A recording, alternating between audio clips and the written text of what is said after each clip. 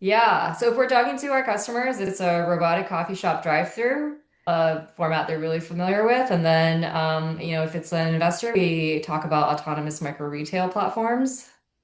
So it Cool. just depends. Yeah. So So how interesting. Uh, did you guys come up with this idea? Let's Yeah. just start with that.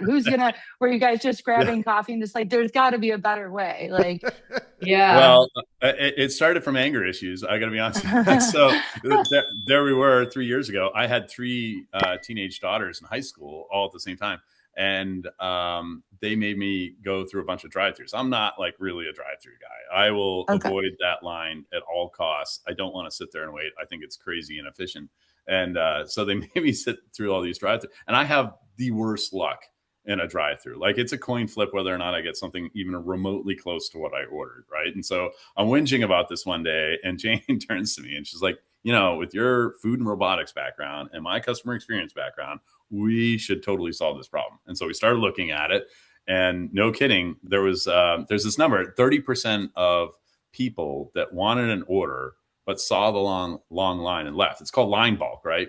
Yeah. 30% of potential Wow. customers just drive away. That's an $8 billion opportunity when you start Yeah. looking at the numbers. Right? I'm Oh one of my those. God. Yeah. Yeah. I wouldn't even slow down, let alone Yeah. drive Yeah. away. Right. So I think this is a way understated number. I bet you there are so many people that won't even consider a drive through that were like me, but would consider going through Ping.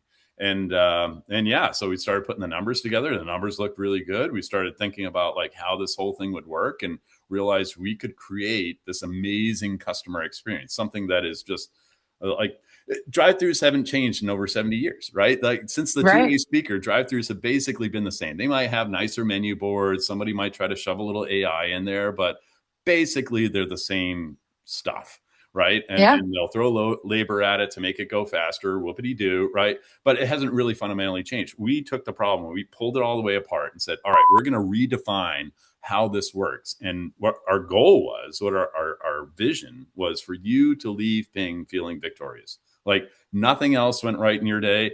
This part went right. It was smooth. It was quick. It was efficient. No scanning, no waiting, no tipping. I just drove up, grabbed my stuff, and left. And So yeah, so so that's how. no tipping robots? What do you mean?